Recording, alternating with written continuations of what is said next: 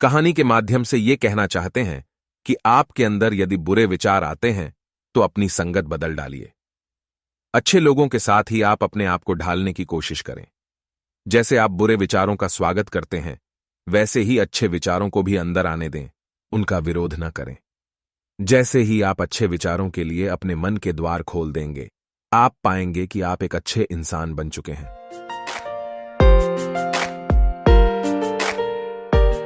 एक बार एक बौद्ध भिक्षु भिक्षा लेने एक नगर में गया हुआ था और सारे नगर के लोग उसकी सेवा करना चाहते थे, क्योंकि उस समय बौद्ध भिक्षुओं का बहुत सम्मान था। इसलिए जिसे भी पता चला, दौड़ड्ढा उस भिक्षु के पास पहुंचा।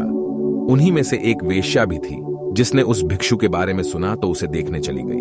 और जैसे ही उसने उस भिक्षु को देखा, वह देखती ही रह गई। उसने उस भिक्षु के पैर पकड़ डेच लिए और कहा कि मैं एक वेश्या हूं और कोई भला आदमी मेरे द्वार तक नहीं आता, इसलिए मैं ये चाहती हूं कि आप मेरे अतिथि बनकर मेरे साथ चलें, ताकि कुछ दिन मैं भी आपकी सेवा कर लूं। असल में वो वेश्या उस भिक्षु पर आसक्त थी। उसने आगे कहा कि हे महात्मा, मैं भी कुछ धर्म कमाना चाहती हूं और ये भी हो सकता है कि मेरे भी मन में कुछ ऐसा भाव आ जाए कि मेरा भी उद्धार हो जाए। सभी नगरवासी उस वेश्या की बात सुन रहे थे और इससे पहले कि भिक्षु कुछ कह पाता, वे बोल पड़े हैं कि तुम क्या कह रही हो? एक बौद्ध भिक्षु तुम्हारे कोठे पर कैसे जा सकता है? इससे तो भिक्षु को पाप लगेगा। नगरवासियों की बात सुन वेश्या ने कहा कि मैं इन्हें अपने पाप को मिटाने के लिए ही अपने साथ चलने को कह रही हूं। उनकी बातें सुनकर भिक्षु ने कहा कि मैं अपने गुरु बुद्ध से इसकी अनुमति लूंगा। यदि वे कहेंगे तो मैं आपके साथ चलूंगा। ये सुन वेश्या ने कहा कि मैं इंतजार करूंगी। इतना सुनकर नगर के सेठ ने कहा कि हे महात्मा, ये पापी है, आप मेरे साथ चलिए, इसका कोठा आपके जाने लायक नहीं है। इतना सुनते ही वो वेश्या बोल पड़ी कि तब तो इस नगर वाले सारे अमीर पापी हैं, वे सभी मेरे पास आ चुके हैं और सेठ जी आप भी तो मेरे पास आते हैं, तो तुम पाप से कैसे मुक्त हो? तुम भी पापी हो। यदि ये महात्मा मेरा उद्धार करना चाहते हैं तो तुम्हें कोई आपत्ति नहीं होनी चाहिए।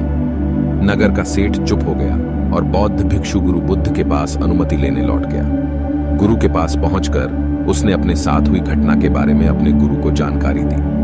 गुरु के सभी चेले ये बातें सुन रहे थे और सोच रहे थे कि अब गुरु क्या कहेंगे।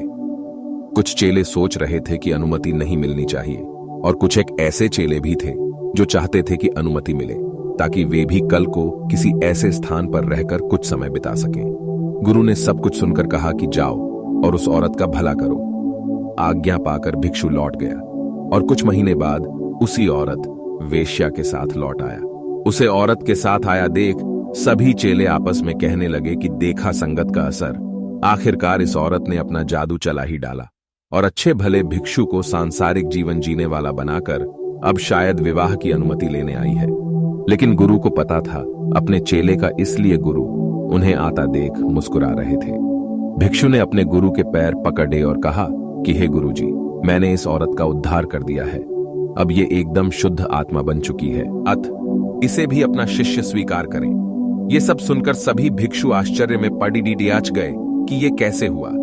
चरित्र तो हमेशा बुरे के साथ रहकर अच्छे का खराब होता है। हमें बचपन में यही सिखाया जाता है कि बुरे के साथ रहकर तुम भी बुरे बन जाओगे।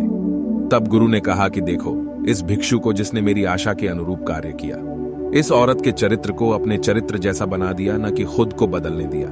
ये ठीक उसी प्रकार है जैसे कमल कीचदद्द में रहकर भी कीचद्द जैसा नहीं होता। इसलिए मैं इस कहानी के माध्यम से ये कहना चाहूंगा कि आपके अंदर यदि बुरे विचार आते हैं तो अपनी संगत बदल डालिए।